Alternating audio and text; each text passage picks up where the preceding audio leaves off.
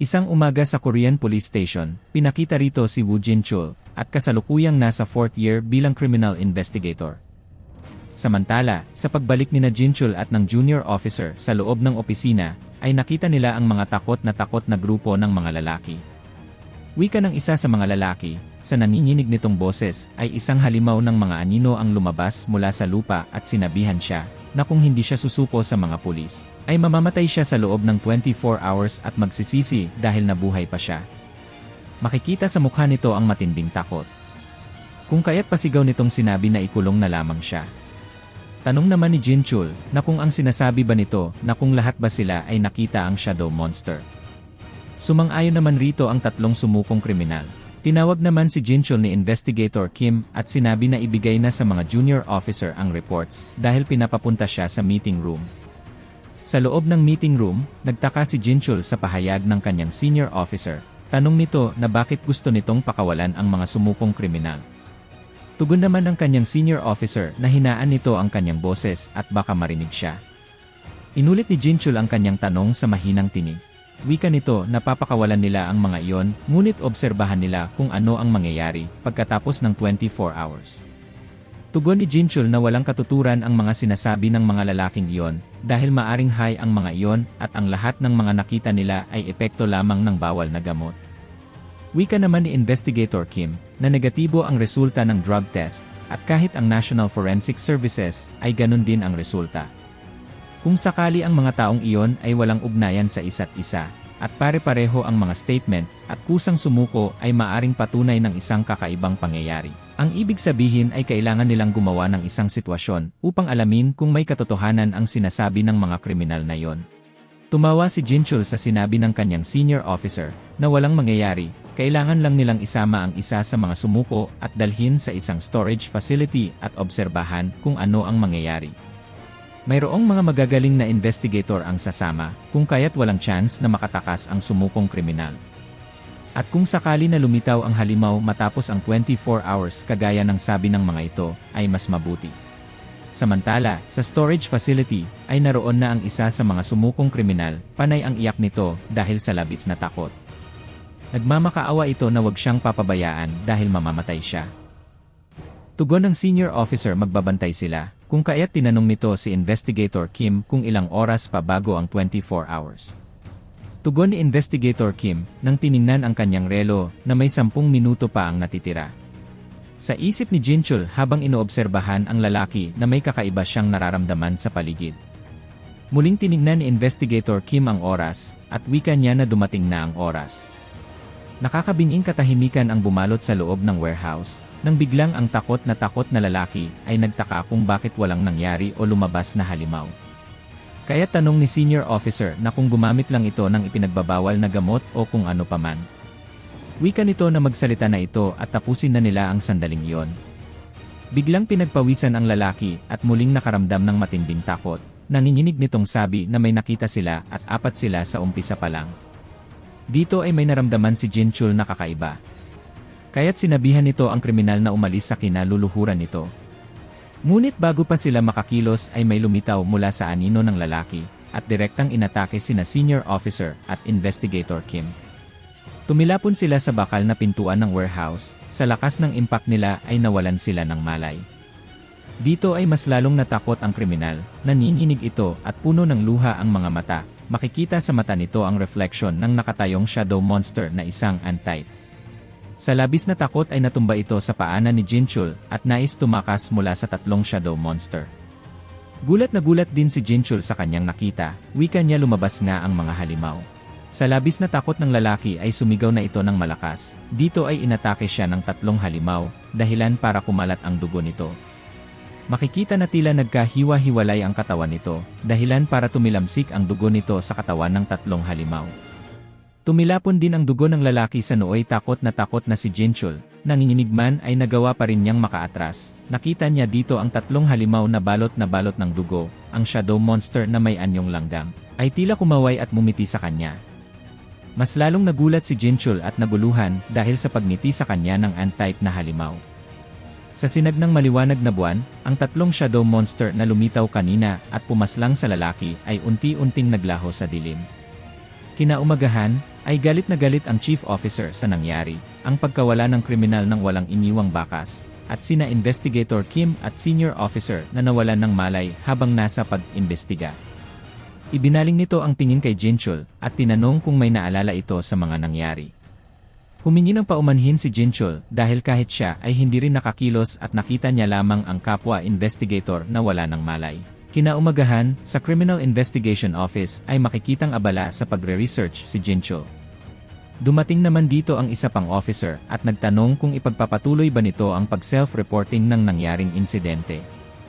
Tugon ni Jinchul na bagamat pinatatahimik sila ng chief, ay ginagawa niya lamang ito dahil sa personal interest. Dito ay nabasa ng junior officer na marami ang mga sumukong kriminal sa iba't ibang police stations dahil sa Shadow Monster. Ngunit ang bilang ng mga taong sumuko ay tumaas ng husto simula ng February at March. Tanong ni Jinchul kung may nabubuo itong conclusion. Sagot ng junior officer na wala naman. Samantala, isang umaga sa paaralan, ay abala na sa pagpasok ang mga estudyante, at ipinakita rito ang nakatalikod na si Jinwoo. Sa principal's office naman ay makikitang nag-uusap ang principal at ang isang guro. Wika ng principal na magkakaroon sila ng isang bagong troublemaker na estudyante. Wika nito habang binabasa ang mga nakapaloob dito, wika niya na isang bombero ang ama at ordinaryong housewife lamang ang ina, gayon din ang mga grades nito ay maayos naman at sa tingin niya na wala naman siyang nakikitang problema. Tugon ng principal na tingnan nito at basahin ang mga grounds ng dismissal. Binasa ito ng guro, at nakasaad dito na lumayas ang batang iyon sa kanilang bahay ng 2 taon, nang ito ay kakapasok pa lang sa middle school at hindi sa high school. Kung kaya't wika ng principal na kung makakaya ba na i-handle ng guro ang bagong estudyante. Samantala, sa school field ay makikita na nagtitipon-tipon ang lahat ng mga estudyante, naroon naman sa isang stage ang principal at isa pang guro. Habang nasa pila ang lahat, ay makikita ang guro na si Park Gisul, ay may hawak na stick at sumisigaw na tumahimik ang lahat dahil nagsasalita pa ang principal sa unahan. Nakita niya rito ang nooy nakatayong si Jinwoo, at sa isip nito na ito ang bagong estudyante na pinag-usapan nila ng principal. Makikita rito na nakatayo lamang si Jinwoo at nakikinig. Mapapansin na papalapit kay Jinwoo si Mr. Park at mukhang may sa halimaw ang datingan ang mukha nito, habang nakalagay sa balikat nito ang stick. Wika nito sa isip kahit pamanggulo si Jinwoo ay papaluin niya ito na parang maamong tupa. Napansin din ang guro na nakasuot ng itim na gloves si Jinwoo, na ayon sa kanya ay isang paglabag sa dress code ng paaralan. Dito ay sumigaw si Park Gisul kay Jinwoo, at tanong nito kung bakit ito nakasuot ng gloves sa loob ng paaralan. Tumingin naman si Jinwoo at nag-activate ng kaunting shadow mana. Dito ay biglang nakaramdam ng takot ang guro, at kita sa kanyang mata ang di maintindihang takot mula sa kanyang nakitang aura. Biglang binaling ng guro ang atensyon sa ibang estudyante at wika nito na manahimik ang lahat at tumayo ng tuwid habang winawasiwas ang stick sa mga estudyante. Dito ay baka sa mukha ni Park Gisul ang takot, pawis na pawis ito dahil hindi siya makapaniwala kung may nakikita ba siyang kakaiba. Dito ay lumabas si Belyon, sa subconscious ni Jinwoo, nag-usap sila ni Jinwoo gamit ang isip lamang, at bago pa nito natuloy ang sasabihin ay tumugon na kagad si Jinwoo na maaring nakita ng guro ang mga shadows. Napaisip naman dito si Jinwoo na maaring ito ang influence niya sa pananatili sa mundong ito. Samantala, sa loob ng classroom ni Jinwoo ay makikita ang mga kaklase niya at may kanya-kanyang pinag-uusapan.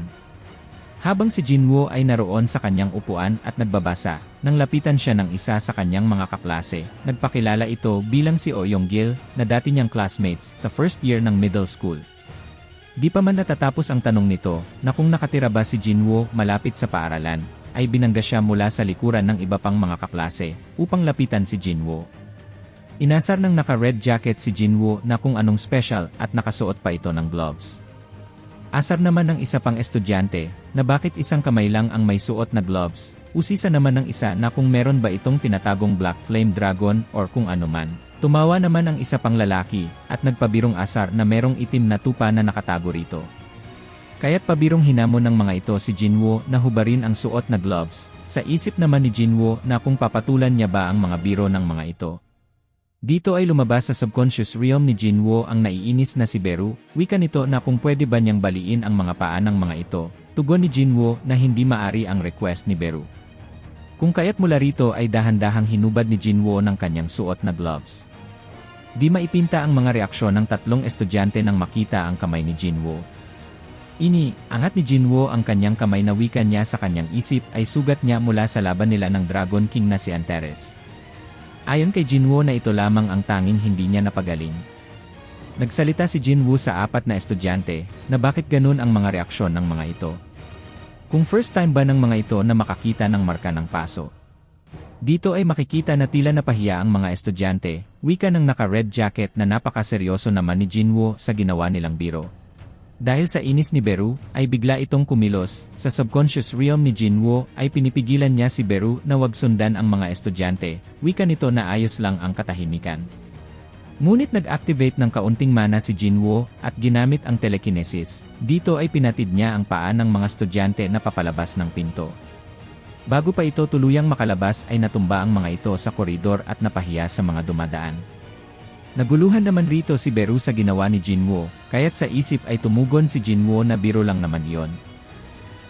Samantala, sa koridor ay makikitang naglalakad si Oyonggil, wika nito na tila may nagbago kay Jinwoo sa loob ng 3 taon, dahil hindi na ito natakot kanina sa ginawa ng mga kaklase, kaya't nagtanong ito kung nagsanay ba ito. Tumugon naman ng may pagsang-ayon si Jinwoo na nagsanay siya. Tanong ulit ni Oyonggil na kung sasali ba ito ng sports club. Tinitigan at mumiti naman si Jinwoo na meron siyang gustong salihan. Sa sports field ng paaralan, ay makikita si Choi Tae-won ang leader ng track and field team. Tanong nito kina Jinwoo sa gusto nitong pagsali sa kanyang team. Sagot naman ni Jinwoo na siya lang ang sasali. Dito ay makikita na mula sa likuran ay dumating ang 3 estudyante at nagtataka sa kung sino ang gustong sumali sa kanilang team, wika ng isa pang estudyante na first time niya, na ang isang baguhang estudyante ay gustong sumali. At sarkastiko nitong sabi na hanga siya sa lakas ng loob ni Jinwoo. Nagtanong muli si Choi Tae-won kung si Jinwoo ba ay student athlete recruit. At kung may experience ba ito ng running sa middle school.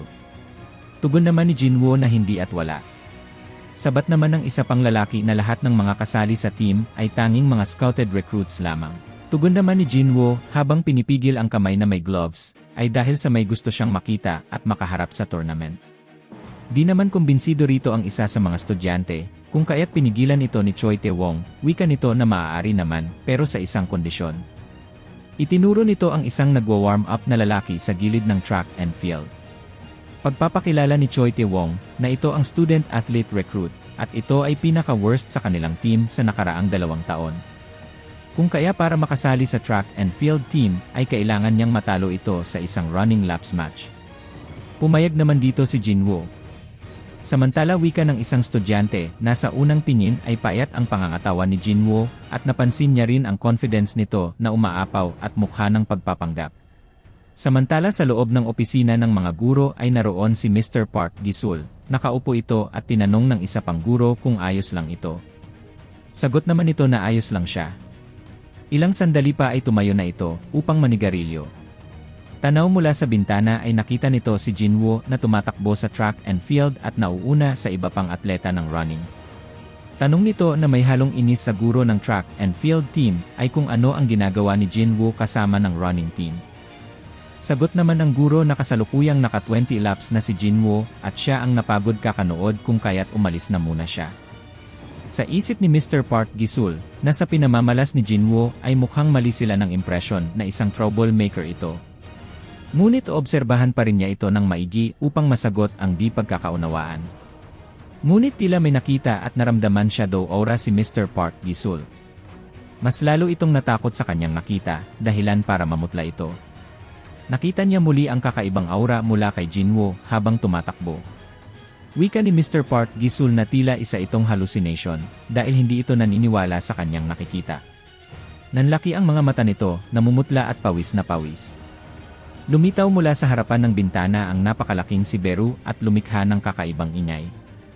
Sa labis na takot ni Mr. Park Gi-sul ay napasigaw ito at natumba sa sahig, namumutla at bumula ang bibig. Wika dito ni Belyon kay Beru na ito ang dahilan kaya't wag nitong tatakutin ang guro. Habang nakaupo si Beru sa itaas ng gusali, tugon nito na maaring ngang nakikita sila ng guro.